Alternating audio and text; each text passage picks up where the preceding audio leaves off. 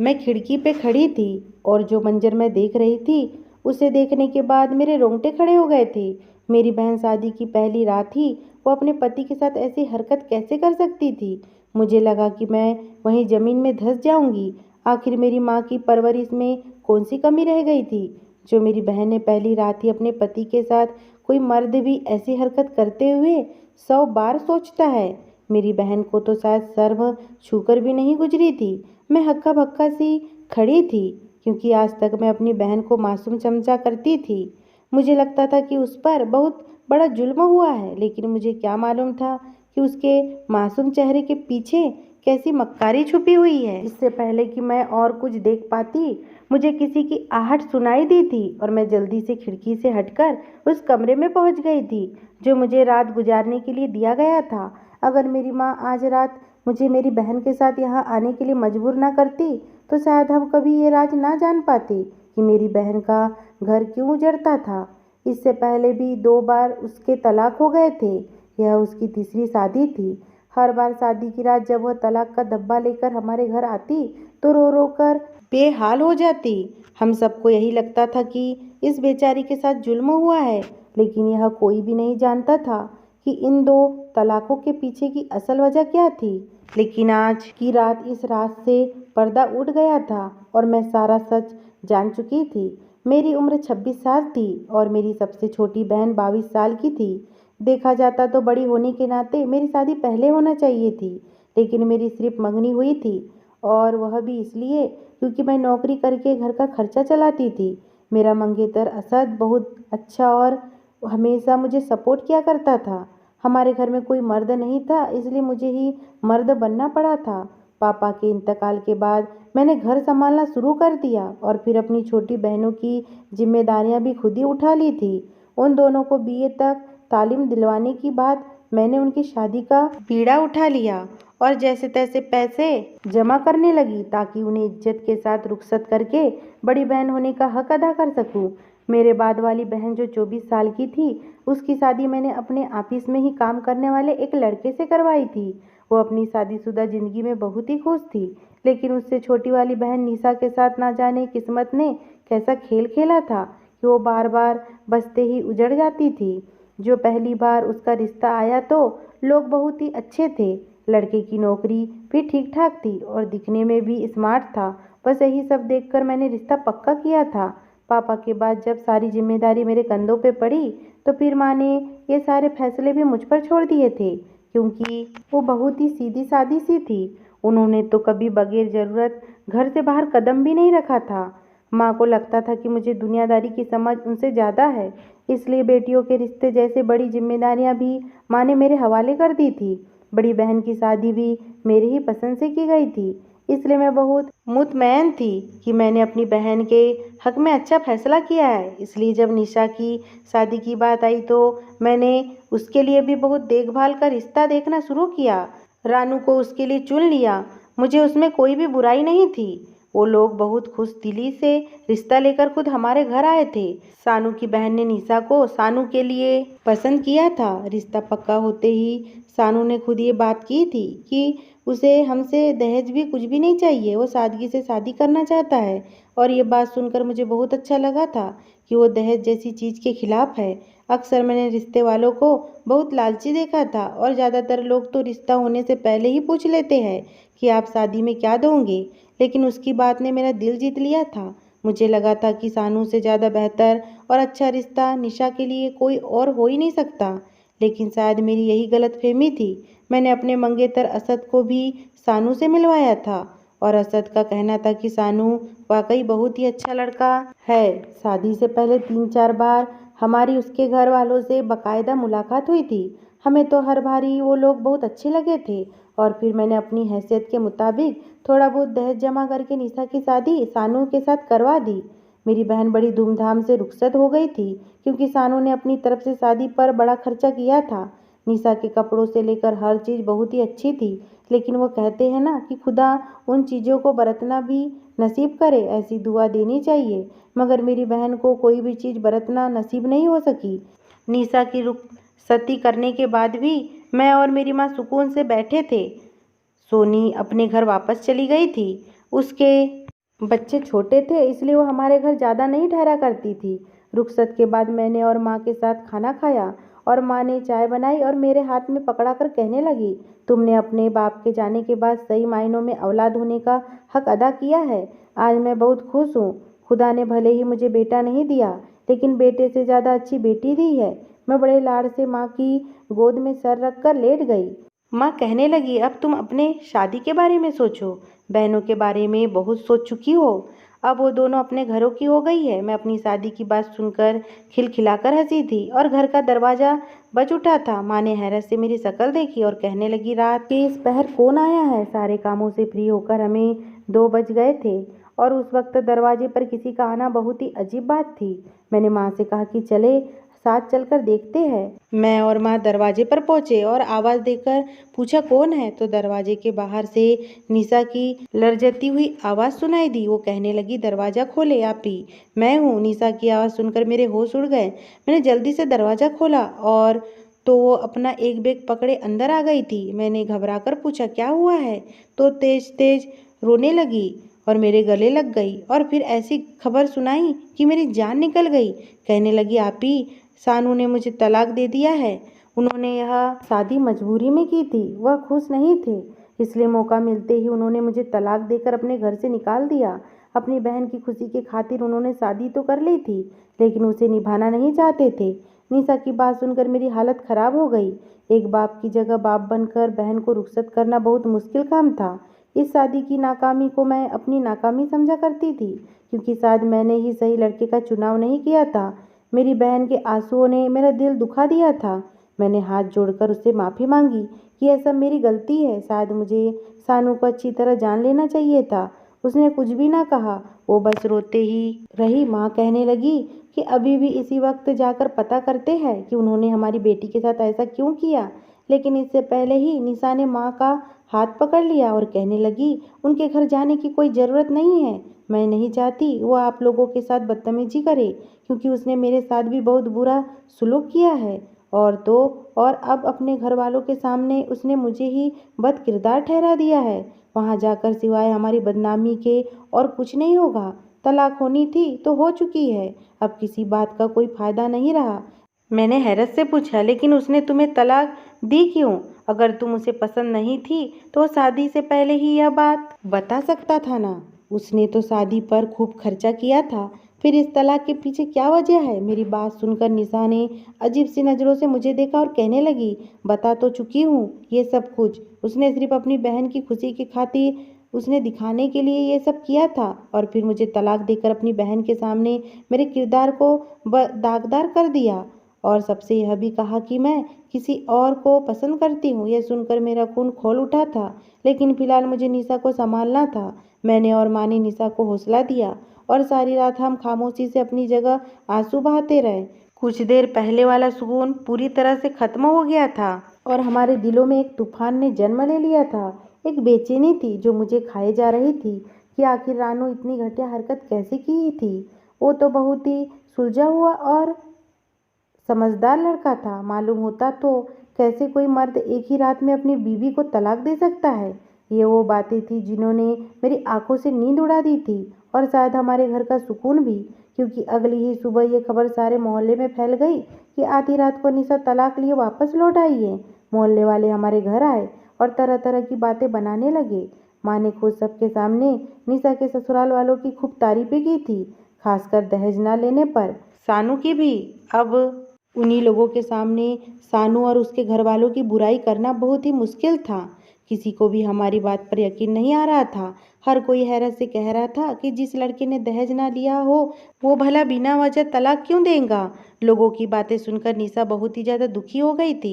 उसने खुद को कमरे में बंद कर लिया और मुझसे और माँ से वादा कर लिया कि हमसे कोई भी सानू या उसके घर वालों की शक्ल भी नहीं देखेगा और ना ही कभी उन लोगों की जिक्र इस घर में होगा। निशा की हालत देखते हुए मैंने और माँ ने वादा कर लिया था। दोपहर के वक्त मेरा मंगेतर मेरे घर आया और वो भी सब कुछ जानने के बाद हक्का बक्का रह गया था। कहने लगा, ये कैसे मुमकिन है, मैं जाकर बात करता हूँ। आखिर कैसे वह हमारी निशा के साथ इतना बड़ा जुल्म कर सकते हैं। लेकिन यह बात निशा के कानों में पड़ गई और उसने रो धो कर उसे रोक लिया। कहने लगी, अगर आप वहाँ जाएंगे तो मैं अपनी जान ले लूँगी। मैं नहीं चाहती वो गंदी बातें आपके कानों में भी पड़े जो मैं सुनकर आई हूँ। उसकी हालत देखकर असद भी रुक गया। निशा की असद से काफ़ी दोस्ती भी थी। मैंने असद से कहा कि तुम इसे समझाओ और कहो कि खुद को कमरे में बंद ना रखे। असद ने निशा के सर पर हाथ रखा और कहने लगा, चलो मैं तुम्हें बाहर घुमा कर लाता हूँ। और फिर असद खुद ही जबरदस्ती बाइक पर निशा को लेकर आइसक्रीम खिलाने चला गया। मैं तो माँ के साथ घर पर ही रुक गई थी क्योंकि माँ की हालत ठीक नहीं थी। मैं बहुत ही ज़्यादा परेशान हो चुकी थी। एक तरफ निशा की तलाक और दूसरी तरफ माँ की तबीयत। और फिर सोनी के ससुराल वाले भी बहुत बातें बना रहे थे। वो आई तो नहीं थी मगर उसका फ़ोन आया था। वो कह रही थी कि मेरी सास ने मेरा जीना मुश्किल कर दिया है। वो कह रही थी कि ना जाने कहाँ शानू के घर वालों के जरिए उन्हें अब बात पता चली कि निशा बदकिरदार है और उसका किसी और लड़के से चक्कर है।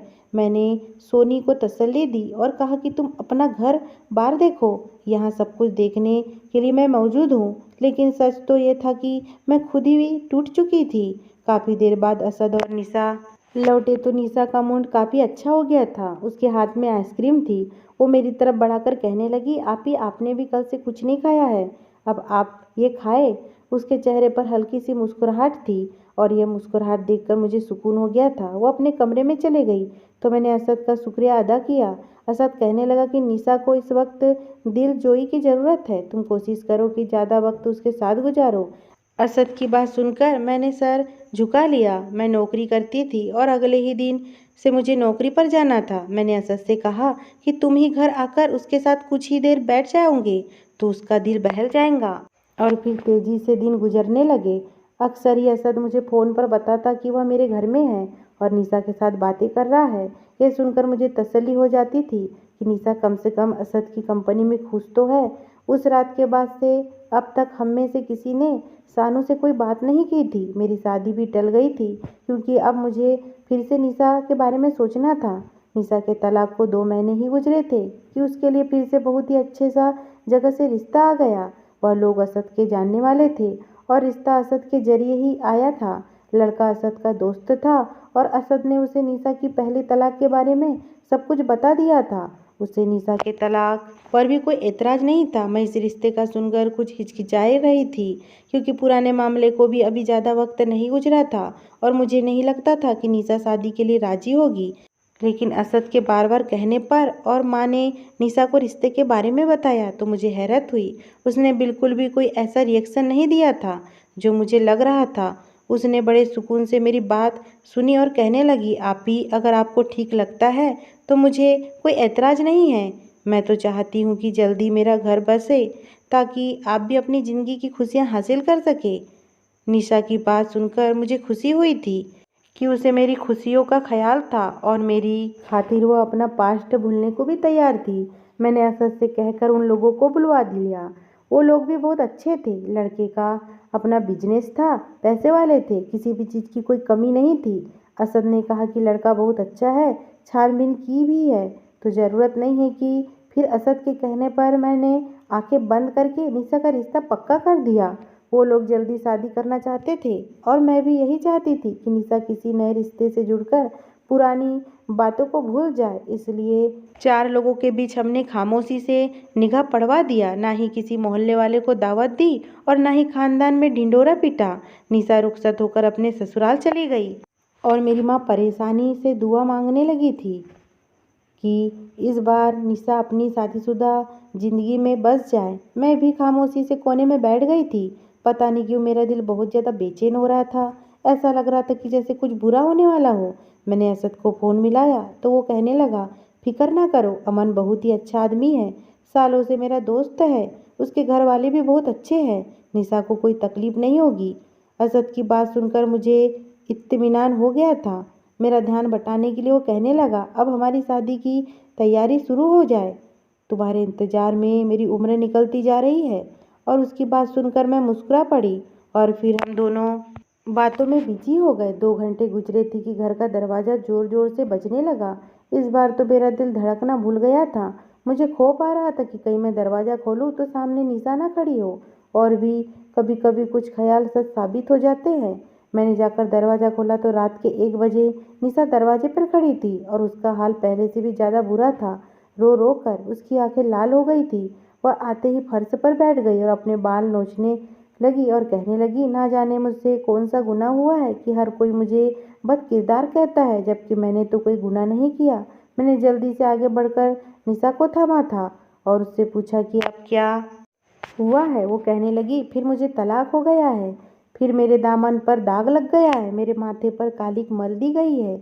मैं एक बद किरदार लड़की हूँ, ना जाने किसको मुझसे बैर हो गई है। मेरी रुखसती से पहले ही ना जाने कौन मेरे पति के कान में क्या कह जाता है कि वो मुझे बद किरदार कहकर तलाक दे देता है।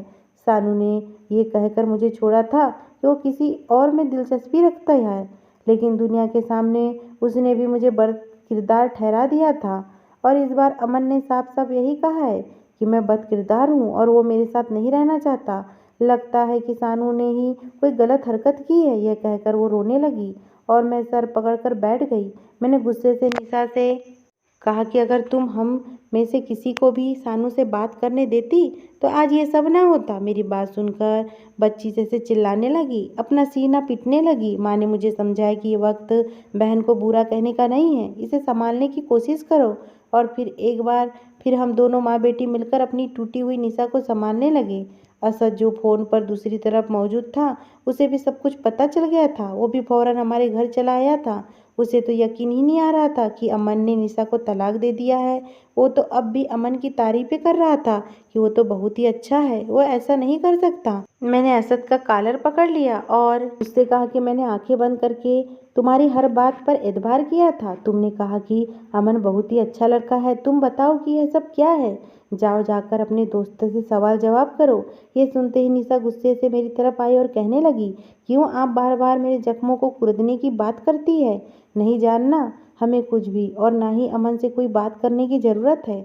उसने असद की तरफ देखा और हाथ जोड़कर कहने लगी, आपने तो मेरा भला ही चाहा था, लेकिन किस्मत ने मेरा बुरा लिखा था। अगर आप चाहते हैं कि मुझे और तकलीफ ना हो तो अमन के पास बिल्कुल भी ना जाए। वो इंसान बहुत ही बुरा है।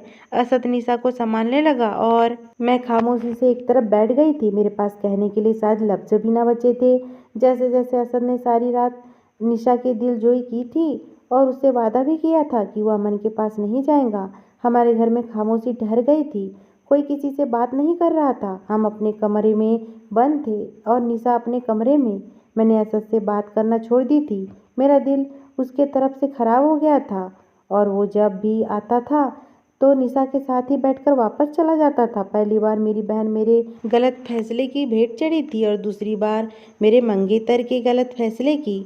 मुझ में इतना हौसला नहीं था कि मैं तीसरी बार उसकी ज़िंदगी का फैसला करती, इसलिए मैं बिल्कुल खामोश हो गई थी। ज़िंदगी धीरे धीरे चल रही थी। असद की माँ ने मेरी और असद की शादी पर जोर दिया था। वो कह रही थी कि कब तक तुम बैठी रहोगी, आखिर मेरे बेटे की भी तो उम्र हो रही है, वो सालों से तुम्हारा इंतज़ार कर रहा है। उनकी बात ठीक थी। असद वाकई 7 साल से मेरा इंतज़ार में निकाले थे, लेकिन मैं क्या करती। निशा को रुखसत किए बगैर तो मैं शादी नहीं करना चाहती थी। इसलिए एक बार फिर हमारे घर में निशा की शादी का जिक्र होने लगा। लेकिन इस बार ना सिर्फ वो डरी हुई थी, बल्कि मैं और मेरी माँ भी घबरा रही थी।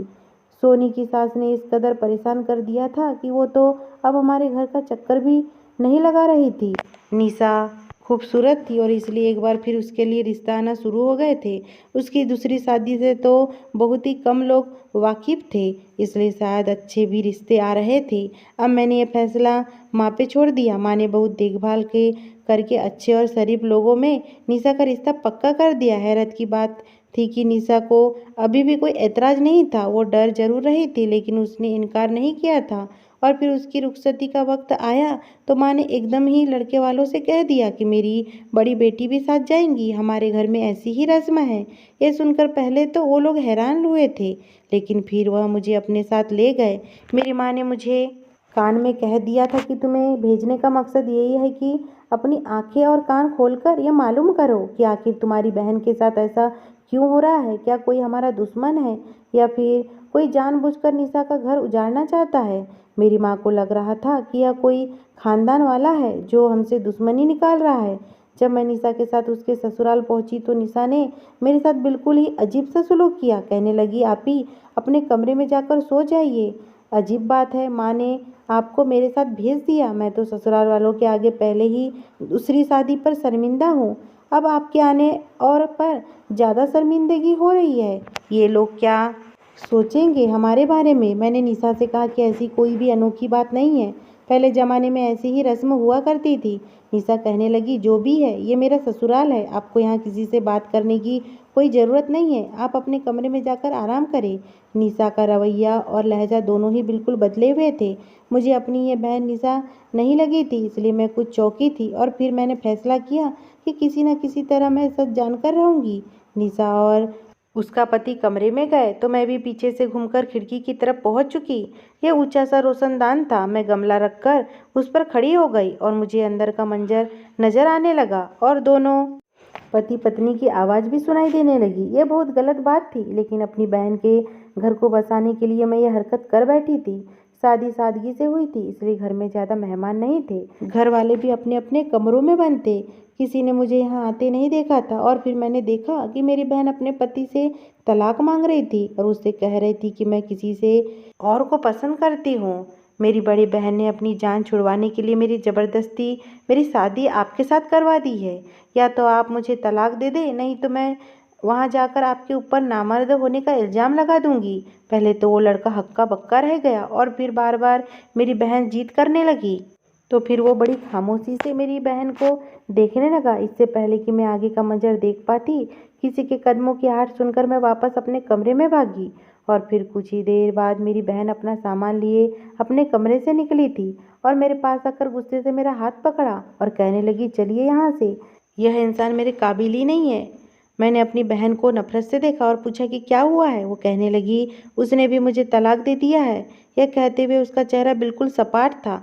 मैंने अपनी बहन से हाथ छुड़वाया और उसके मुंह पर एक जोरदार तमाचा दे मारा। इतने में उसका पति भी कमरे से निकल आया और मुझे देखते ही वो कहने लगा, आपकी बहन ने खुद मुझसे तलाक मांगी है, इसलिए मैंने तलाक दे दी। मेरे पास इसके सिवा और कुछ चारा नहीं था, क्योंकि मैं एक ऐसी औरत के साथ जिंदगी नहीं गुजार सकता जिसकी शादी जबरदस्ती की गई हो। मैंने गुस्से से निशा को देखा और कहा कि मैंने सब कुछ अपनी आंखों से देखा है और सुना है। अब ये तुम मुझे बताऊंगी कि ये सारा माजरा क्या है, क्यों तुमने तीसरी बार भी तलाक ले ली है। पहले तो उसने इनकार किया कि उसकी कोई गलती नहीं है, और फिर जब मैंने उसके साथ ज़बरदस्ती की तो वो रोते हुए कहने लगी, क्योंकि मैं असद को पसंद करती हूँ, उससे शादी करना चाहती हूँ। कई बार मैंने उन्हें शादी के लिए प्रपोज भी किया है, लेकिन उन्होंने साफ इनकार कर दिया। वो तो आपसे मोहब्बत करते हैं, आपसे ही शादी करना चाहते हैं। मैं जानती थी कि जब तक मेरी शादी नहीं होगी आप भी शादी नहीं करेंगी, इसलिए मैं बार बार तलाक लेकर वापस घर आकर बैठ जाती ताकि आपकी भी शादी असद से ना हो सके। अगर असद मुझे अपनी मोहब्बत के काबिल नहीं समझते तो आप उनकी मोहब्बत की हकदार नहीं हैं। ना मेरी शादी होगी और ना ही आपकी शादी होगी। अपनी बहन के मुंह से यह बात सुनकर मेरे रोंगटे खड़े हो गए थे। जिस बहन के मुस्तकबिल को बनाने के लिए मैंने अपनी ज़िंदगी, अपनी जवानी दांव पर लगा दी थी, वही बहन मुझसे मेरी खुशियाँ छीनना चाहती थी। उसका तलाक हो चुका था। मैं उसका हाथ पकड़कर उसे घर ले आई और माँ को सारी बात बता दी। असद को भी सब कुछ पता चल गया। वो मेरे पास आया और कहने लगा, अब निशा की वजह से वो ज़्यादा इंतजार नहीं कर सकता। उसने अगले ही दिन काजी को लाकर मुझसे निकाह पढ़वाया और मुझे अपने साथ रुखसत करके ले गया। आज मेरी शादी को 5 महीने हो गए हैं और निशा 3 बार तलाक का दाग अपने दामन पर लिए माँ की दहलीज पर बैठी है। कभी कभी उसके बारे में सोचती हूँ तो मुझे उसकी बहुत फिक्र सताती है। वहीं दूसरी तरफ कभी नफरत का एहसास भी जागने लगता है। समझ नहीं आता कि मैं निशा के लिए क्या करूँ। क्या दोबारा उसकी शादी का सोचूं या फिर से उसके हाल पर छोड़ दूं। जो कुछ निशा ने किया उसमें गलती किसकी थी? असल कसूरवार कौन था? क्या हमारी परवरिश में कोई कमी रह गई थी, या फिर असद के रवैये ने उसे इस हद तक पहुंचा दिया था कि उसने अपने आप को बर्बाद कर लिया था, या शायद मुझे ही अपनी आंखें ज़्यादा खुली रखनी चाहिए थी। आपको क्या लगता है कि कसूरवार कौन है? अगर ये स्टोरी आपको पसंद आई हो दोस्तों, और चैनल पे नए हो तो प्लीज़ मेरे चैनल को सब्सक्राइब करना बिल्कुल ना भूलें।